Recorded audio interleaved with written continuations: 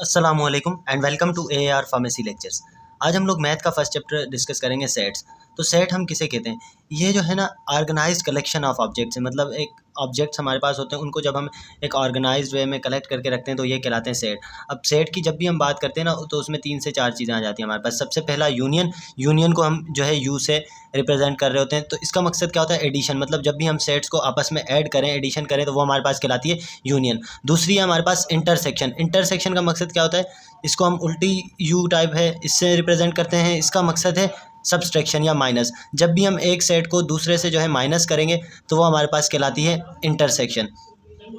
ठीक है। तीसरा हमारे पास है मल्टीप्लिकेशन में क्या होगा कि क्रॉस प्रोडक्ट होगा। मतलब एक सेट को हम जो है दूसरे से मल्टीप्लाई करेंगे। फॉर एग्जांपल ए सेट को हम बी के साथ मल्टीप्लाई करें तो ये हमारे पास मल्टीप्लिकेशन या क्रॉस प्रोडक्ट कहलाती है। इसके अलावा चौथी चीज़ हमारे पास होती है कॉम्प्लीमेंट। ठीक है। कॉम्प्लीमेंट का मकसद क्या है कि ए कॉम्प्लीमेंट। ठीक है। इस तरह से हम इसको रिप्रेजेंट करते हैं। कॉम्प्लीमेंट का मकसद हमारे पास क्या होता है कि यूनिवर्सल सेट से जब भी हम उस सेट को माइनस करें तो ये कहलाते हैं कॉम्प्लीमेंट। मतलब ए कॉम्प्लीमेंट है तो मकसद ये होगा कि यूनिवर्सल से हम ए माइनस करेंगे। इसी तरह बी कॉम्प्लीमेंट होगा तो यूनिवर्सल से हम बी को माइनस करेंगे। जो भी कॉम्प्लीमेंट होगा उसको हम जब उसके यूनिवर्सल सेट से माइनस करते हैं तो ये हमारे पास कहलाता है कॉम्प्लीमेंट। ठीक है। उसके अलावा हमारे पास जो है ये होता है नल सेट। इसको हम नल सेट कहते हैं। ठीक है। जिसमें कोई भी हमारे पास ऑब्जेक्ट ना हो वो कहलाता है नल सेट, या इसको इस तरह से भी रिप्रेजेंट किया जाता है। ठीक है। अब जब भी हमें रिप्रेजेंट करना हो सेट को तो उसको हम जो है कैपिटल लेटर से रिप्रेजेंट करते हैं। कैपिटल लेटर से कैसे? मतलब हमारे पास जो है ए कैपिटल है, बी कैपिटल है, सी कैपिटल है, उससे हम रिप्रेजेंट करेंगे। कभी भी हम जो है उसको स्मॉल लेटर से रिप्रेजेंट नहीं करेंगे सेट को। और दूसरी चीज़, जो मेंबर है ना उनको कभी भी हम कैपिटल लेटर से, मतलब जो उसके अंदर ऑब्जेक्ट होते हैं या मेंबर्स होते हैं, उनको हम कभी भी कैपिटल लेटर्स से नहीं करेंगे। ये जिस तरह कैपिटल लेटर से, तो ये हमारे पास गलत तरीका है सेट को रिप्रेजेंट करने का। उनको हम जो है हमेशा स्मॉल लेटर से रिप्रेजेंट करते हैं। फिर हमारे पास आ जाता है सबसेट। सबसेट का मकसद है कि parts of the set. Subset हम कहते हैं 2n। ठीक है। 2 के ऊपर जब भी पावर n हो तो वो कहलाता है सबसेट।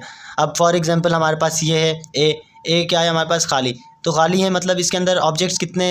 0। तो n का मकसद होता है ऑब्जेक्ट्स, जो भी नंबर ऑफ ऑब्जेक्ट है हमारे पास। तो जब ए में हमारे पास जो है कोई भी ऑब्जेक्ट नहीं है तो अल्टीमेटली ये क्या होगा कि हमारे पास 2 को हम पावर 0 रखेंगे तो एक ही सेट आएगा। एक ही सेट आएगा, वो जो है same as it null set होगा हमारे पास। इसके अलावा दूसरा बी में हमारे पास है एक नंबर। तो जब हम 2 के ऊपर पावर 1 रखेंगे तो ये हमारे पास आ जाएगा 2। ठीक है। 2 आएगा तो इसके मतलब टोटल 2 सेट बनेंगे हमेशा, एक खाली सेट और एक जो खुद है वो। तो इस तरह से पहले हमारे पास एक खाली सेट आता है। फिर सी को इसी तरह से हम लें तो 2 पावर 2 रखेंगे तो 4 सेट्स इस तरह से बन जाएंगे, खाली 1 2 और फिर 1 2। फिर इसी तरह 3 ऑब्जेक्ट्स वाला अगर हम लें तो 2 के ऊपर पावर 3। तो इसका मकसद क्या होता है कि 2 multiply by 2 multiply by 2। 2 multiply by 2 करेंगे तो आप 4 हो जाएगा। 4 को 2 से मल्टीप्लाई करेंगे तो 8 हो जाएगा। अब इसके मतलब टोटल 8 सबसेट बनने हैं। 8 सबसेट बनने, सबसे पहला तो खाली हो जाएगा, उसके बाद 1, उसके बाद 2, उसके बाद 3। तो ये हमारे पास टोटल हो गए 4 सबसेट, 1 2 3 और नल सेट। फिर उसके बाद 1 को 2 से, 1 को 3 से। तो इस तरह से हमारे पास ये हो गए 6। फिर 2 को 3 से हम रखेंगे तो ये हो गया हमारे पास 7। और लास्ट में सेम जो भी सेट होगा वो एज इट उतार देंगे। तो ये हमारे पास टोटल हो गए 8। तो इस तरह से हमारे पास सब सेट बन रहे होते हैं।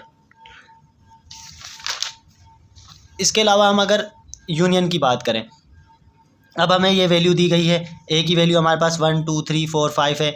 बी इसी तरह से 1 2 3 5 6 7 8 है। और इसके अलावा सी हमारे पास है 2 4 6 8। अब ए यूनियन बी करनी हो तो हमने क्या कहा था कि ए यूनियन बी का मकसद होता है हम ए और बी को ऐड करेंगे। अब ए और बी को ऐड करेंगे ना, ए हमारे पास क्या है 1 2 3 4 5। ठीक है। यूनियन बी का मकसद हमारे पास कौन कौन से हैं? 1 2 3 5 6 7 8। अब ऐड करने में हमारे पास क्या होता है, जो सेम नंबर होते हैं ना वो हम एज इट नीचे उतार देते हैं। बाकी जो रिपीट हो रहे हैं बस उनको भी एक ही बार उतारेंगे। अब 1 है, 1 आ रहा है दोनों में। 2 है तो 2 भी हम इसी तरह रख लेंगे। 3 है, 3 भी रखेंगे।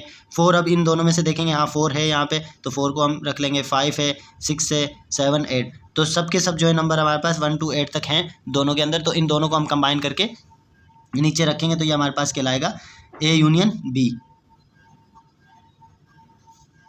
ठीक है। इसी तरह हमारे पास दूसरा A union C. A union C में हम क्या करेंगे, अब ए और सी के जो कंपोनेंट्स है वो मिलाएंगे। ठीक है। ए और सी के कंपोनेंट्स मिलाए, देखिए 1 है ए के अंदर, उसके अलावा 2 है, फिर हमारे पास जो है ए यूनियन सी में 3 भी है, 3 के बाद 4 भी है, 5 भी है, ए और 6 भी है, 7 नहीं है। तो ए यूनियन सी में हमारे पास 7 नहीं आएगा, बाकी सारे जो है एज इट आ जाएंगे। फिर इसी तरह बी यूनियन सी जब हम करेंगे तो मतलब बी और सी में जो सेम होंगे वो हम जो है उतार देंगे। तो ये हमारे पास हो जाएगा बी में ए 1 है, उसके अलावा बी और सी के अंदर जो है हमारे पास 2 भी है, 3 भी है, 4 भी है, 5 भी है, 6, 7, 8। तो 1 से लेके 8 तक सबके सब आ गए बी यूनियन सी। फिर सेकंड हमने कहा था इंटरसेक्शन। इंटरसेक्शन का मकसद क्या कि हमारे पास जो है ना माइनस होगी। माइनस कैसे होगी? जो भी मतलब सेम है हमारे पास उनको हम नीचे उतार लेंगे, बाकी जो है हम छोड़ देंगे। फॉर एग्जांपल अब ए इंटरसेक्शन बी हमें दिया गया था, ए की वैल्यू है हमारे पास 1 2 3 4 5, इंटरसेक्शन बी की वैल्यू है हमारे पास 1 2 3 5 6 7 8। ठीक हो गया। अब इनमें जो सिमिलर होंगे दोनों में वो हम नीचे उतार लेंगे, बाकी हो जाएंगे हमारे पास माइनस। अब सिमिलर कौन सा है? 1 1 इधर भी है, नीचे उतारेंगे। 2 2 इधर भी है तो ठीक है। 3 इधर है, 3 इधर भी है तो हम वो नीचे रख लेंगे। 4 इधर है मगर इधर नहीं है तो उसको हम जो है नहीं रखेंगे कभी भी ए इंटरसेक्शन के अंदर। उसके अलावा 5 दोनों में है तो 5 नीचे आ जाएगा। तो क्या होगा? जो भी हमारे पास मतलब सेम है ना वो हम नीचे उतार के रख लेंगे ए इंटरसेक्शन बी, जब भी हम दोनों का बना रहे होंगे एक सेट, जबकि बाकी जो नंबर होंगे उनको हम जो है निकाल देंगे। इसी तरह ए इंटरसेक्शन सी की बात करें, 1 2 3 4 5 इंटरसेक्शन 2 4 6 8। अब इसमें 1 इसमें नहीं है, 2 इधर है इधर भी है तो 2 हम उतार लेंगे। उसके बाद 3 नहीं है, 4 है दोनों में तो 4 रखेंगे हम। फिर 5 नहीं है तो ये हमारे पास 2 और 4 इसका जो है सेट बन गया ए इंटरसेक्शन सी। फिर तीसरी चीज़ हमने कही थी कॉम्प्लीमेंट। कॉम्प्लीमेंट का मकसद हमने क्या कहा था कि जब भी हम यूनिवर्सल सेट से उसी सेट को माइनस करें तो वो हमारे पास कहलाती है कॉम्प्लीमेंट। अब देखें हमारे पास इसमें वैल्यू दी गई है यूनिवर्सल सेट की, यू होता है हमारे पास यूनिवर्सल सेट, वो है 1 2 3 4 5 6 7 8 9 10 10 तक है। और ए की वैल्यू हमें दी गई है कि ए हमारे पास है 2 4 6 8 10, बी हमारे पास 1 3 5 7 9 और सी हमारे पास है 2 3 5 7। अब हमें इसमें से ए इंटरसेक्शन मालूम करनी है, बी इंटरसेक्शन मालूम करनी है और सी इंटरसेक्शन मालूम करनी है। तो ए इंटरसेक्शन मालूम करने के लिए सबसे पहले हम क्या करेंगे? यू में से माइनस करेंगे ए। यू यूनिवर्सल था अब 1 से लेकर 10 तक, उसमें से जब हम माइनस करेंगे ए को, ए हमारे पास कौन कौन से थे? 2 4 6 8 10। अब यहाँ पे माइनस है, यहाँ पे इंटरसेक्शन की बात नहीं हो रही, माइनस होगा तो माइनस करेंगे। अब जो सेम होंगे ना वो हम काट देंगे। जैसे अब ए में हमारे पास जो है 2 है वो यूनिवर्सल में भी है तो 2 कट जाएगा, 4 है 4 यूनिवर्सल में कट जाएगा, 6 कट जाएगा यूनिवर्सल में भी है, 8 भी कट जाएगा, 10 भी कट जाएगा।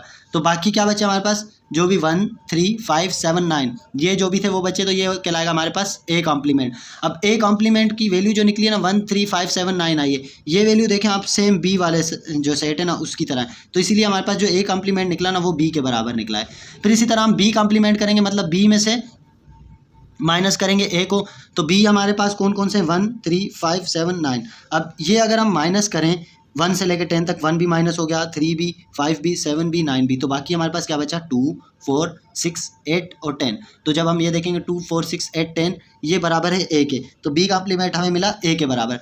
फिर सी कॉम्प्लीमेंट अगर हम देखें, सी कॉम्प्लीमेंट मतलब 2 3 5 और 7 में से हम माइनस करें 1 2 3 4 5 6 7 8 9 10, तो अब 2 भी कैंसिल हो जाएगा, 3 भी कैंसिल हो जाएगा, 5 भी हमारे पास कैंसिल हो जाएगा और 7 भी। तो बाकी क्या बचेगा? 1, उसके बाद 3 के बाद 4, फिर 6, फिर 8 9 10। तो 1 4 6 8 9 10 ये हमारे पास कहलाएगा सी कॉम्प्लीमेंट। नेक्स्ट हमारे पास होती है क्रॉस प्रोडक्ट। क्रॉस प्रोडक्ट का मकसद क्या होता है कि हमने एक सेट को दूसरे के साथ क्रॉस करना है। अब फॉर एग्जांपल ए की वैल्यू हमें दी गई है ए और बी, बी की वैल्यू दी गई है सी और डी। अब हमें ए क्रॉस बी करना है और B cross A. A cross B का मकसद क्या होगा? अब ए वाला जो है ना उसको हम बी के साथ पहले क्रॉस करेंगे, सारे दोनों के साथ, ठीक है। ए के जो ऑब्जेक्ट हैं एक एक ऑब्जेक्ट को बी वाले ऑब्जेक्ट के साथ क्रॉस करेंगे, फिर उसका जो दूसरा ऑब्जेक्ट है उसको करेंगे, फर्दर 3 होंगे, जितने भी ऑब्जेक्ट होंगे उनको जो है हम 1 बाय 1 ऐसे क्रॉस करेंगे। अब सबसे पहला ए का हमारे पास वैल्यू है ए को हम सी से भी क्रॉस करेंगे और डी के साथ भी, तो इनका जो हमारे पास एक सबसेट बनेगा ए और सी का, दूसरा ए और डी का बन जाएगा, ठीक है। फिर सेकंड हमारे पास बी, इसी तरह बी और सी, बी और डी, ये हमारे पास 2 और सबसेट बनेंगे। तो ये हमारे पास ए क्रॉस बी का क्या प्रोडक्ट आ जाएगा? A C A D B C B D, ठीक है। फिर इसके बाद हम अगर बी क्रॉस ए करें, बी क्रॉस ए के लिए हमारे पास क्या होगा? बी को अब हमने ए से क्रॉस करना है, मतलब सी को हम पहले जो है ए बी के साथ रखेंगे, फिर सी डी को जो है ए और बी के साथ, तो सी ए सी बी, फिर इसके बाद DA और DB। तो इस तरह से हमारे पास क्रॉस प्रोडक्ट्स आ रहे होते हैं। इसके अलावा दूसरी हमारे पास अब कॉम्प्लीमेंट को हम सॉल्व करने के लिए एग्जांपल्स देखें। फॉर एग्जांपल A की वैल्यू हमें दी गई है ABCD, B की वैल्यू दी गई है DEF और यूनिवर्सल सेट है हमारे पास ABCDEF। तो हमें पहला A कॉम्प्लीमेंट निकालना है, दूसरा B कॉम्प्लीमेंट निकालना है, तीसरा A union B whole complement, A complement minus B complement. तो सबसे पहले तो हम A और B के कॉम्प्लीमेंट निकालेंगे। A का कॉम्प्लीमेंट का मकसद क्या होता है कि यूनिवर्सल से हम A को माइनस करें। यूनिवर्सल सेट हमारे पास क्या था ABCDEF। यूनिवर्सल सेट हमेशा वो होगा जिसमें जो है ना हमारे पास जितने भी दूसरे सेट आ रहे हैं ना उन सब के नंबर जो हैं वो उसके अंदर मौजूद होंगे, ठीक है। अब ABCDEF में से हम माइनस करेंगे ABCD, तो A ये माइनस हो गया हमारे पास, B भी माइनस हो गया, CD, तो बाकी बचा E और F। तो A कॉम्प्लीमेंट की हमारे पास क्या वैल्यू आएगी EF। इसी तरह B कॉम्प्लीमेंट करें मतलब यूनिवर्सल से हम माइनस करें B को। यूनिवर्सल सेट A से लेके F तक था और B हमारे पास है DEF, तो D भी माइनस हो जाएगा, EB और FB। तो बाकी हमारे पास क्या बच जाएगा ABC। तो B कॉम्प्लीमेंट बराबर आएगा ABC के। अब हमें करना है A union B whole complement. A union B whole complement के लिए क्या करेंगे, पहले हम निकालेंगे A union B। A union B हमने सीखा था किस तरह से निकाला जाता है। जब भी हम जो है दो सेट्स को ऐड करते हैं, A को B के साथ यूनाइट करेंगे। A की वैल्यू हमारे पास क्या थी ABCD और यूनियन फिर हमारे पास B की वैल्यू क्या थी DEF। अब इन दोनों को जब हम A यूनियन B निकालेंगे तो ABCDEF, ठीक है। D 2 टाइम रिपीट हो रहा है तो हमने एक ही बार नीचे रख लिया, तो ये हमारे पास बन जाएगा उसका सेट। फिर हमने इसका होल कॉम्प्लीमेंट करना है। अब A यूनियन B का होल कॉम्प्लीमेंट करेंगे मतलब यूनिवर्सल सेट से माइनस करेंगे A यूनियन B को, तो हमारे पास आ रहा होगा A union B whole complement. अब यूनिवर्सल सेट की वैल्यू क्या थी ABCDEF और उसके अलावा हमारे पास A यूनियन B की क्या वैल्यू आई ABCDEF। तो जब हम इन टोटल नंबर को देखें, A को क्रॉस कर देगा, B भी ख़त्म हो गया, C भी दोनों में है, D भी है, E भी है, F भी है, सब माइनस हो गए, तो हमारे पास पीछे क्या बचा नल सेट। तो A union B whole complement हमारे पास क्या आया नल सेट आया, या खाली जो हमारे पास सेट है। फिर हम अगर A intersection A complement minus B complement करें तो A कॉम्प्लीमेंट हमने क्या निकाला था E और F और B कॉम्प्लीमेंट हमने क्या निकाला था ABC। तो E और F से अगर हम माइनस करें ABC तो इनमें से कोई भी माइनस नहीं हो रहा। जब कोई भी माइनस नहीं हो रहा तो हमारे पास जो पहला सेट होता है उसको हम एज इट उतार देते हैं। अब E इधर नहीं है, F भी इधर नहीं है, तो दोनों हम जो है वैल्यू एज इट रख देंगे, तो ये हमारे पास आ जाएगा A complement minus B complement. इसी तरह हम एक और क्रॉस प्रोडक्ट की एग्जाम्पल डिस्कस कर लें ताकि हमारी और ज़्यादा प्रैक्टिस हो। फॉर एग्जाम्पल हमारे पास B की वैल्यू दी गई है 1 2 3, C की वैल्यू दी गई है 2 4 6। तो हमें फाइंड करना है C cross B, B cross C और C क्रॉस C। तो C क्रॉस B के लिए हमने क्या कहा था कि C सेट को हम जो है B के साथ क्रॉस करेंगे। C की वैल्यू क्या थी हमारे पास 2 4 6, इसके अलावा B की वैल्यू 1 2 3। तो C को जब भी हम B के साथ क्रॉस करेंगे तो क्या कहा था कि पहले को जो है पहले सबके साथ रखेंगे, 2 है मतलब वो सबके साथ, फिर 4 सबके साथ और फिर 6 सबके साथ। तो इस तरह से इसके सेट बनाना स्टार्ट करें। 2 और 1 हो गया, 2 को हमने 1 के साथ रख दिया, फिर 2 को 2 के साथ, 2 को 3 के साथ, तो ये 3 सेट बन गए। फिर 4 को 1 के साथ, 4 को 2 के साथ और 4 को 3 के साथ, ठीक है। ये हमारे पास 3 हिस्से बन गए। और फिर फर्दर हम जो है 6 को 1 के साथ, 6 को 2 के साथ और 6 को 3 के साथ, तो 3 इसके सेट बन जाएंगे। तो ये हमारे पास हो जाएगा C क्रॉस B। इसी तरह अगर हम B क्रॉस C करें तो मतलब पहले B आ जाएगा और फिर C हमारे पास। अब B की वैल्यू सेम 1 2 3 और C की वैल्यू 2 4 6। तो 1 को हम 2 से क्रॉस रखेंगे, फिर 1 को 4 के साथ, 1 को 6 के साथ। इसी तरह 2 को 2 के साथ, 2 को 4 के साथ, 2 को 6 के साथ। फिर 3 को हम 2 के साथ, 3 को 4 के साथ और 3 को 6 के साथ। तो ये हमारे पास 3 1 वाले आ जाएंगे, 3 2 वाले और 3 3 वाले। फिर C क्रॉस C करें अगर हम, मतलब दोनों अब हमारे पास सेम आ गए। C cross C 2 4 6 cross 2 4 6। अब 2 को हम पहले 2 के साथ, 2 को 4 के साथ, 2 को 6 के साथ, इस तरह 3 सेट ये आ जाएंगे। फिर 4 को 2 के साथ, 4 को 4 के साथ, 4 को 6 के साथ, 3 सेट इसके आ जाएंगे। फिर 6 को हम रखेंगे 2 के साथ, 4 के साथ और 6 के साथ, 3 सेट हमारे पास ये आ जाएंगे। तो इस तरह से हम जो है क्रॉस प्रोडक्ट ऑब्टेन करते हैं। आप लोग इस पर प्रैक्टिस करें। फर्दर आप लोगों को कोई भी कन्फ्यूजन हो तो आप लोग मुझसे पूछें। बहुत शुक्रिया वीडियो लेक्चर को देखने का।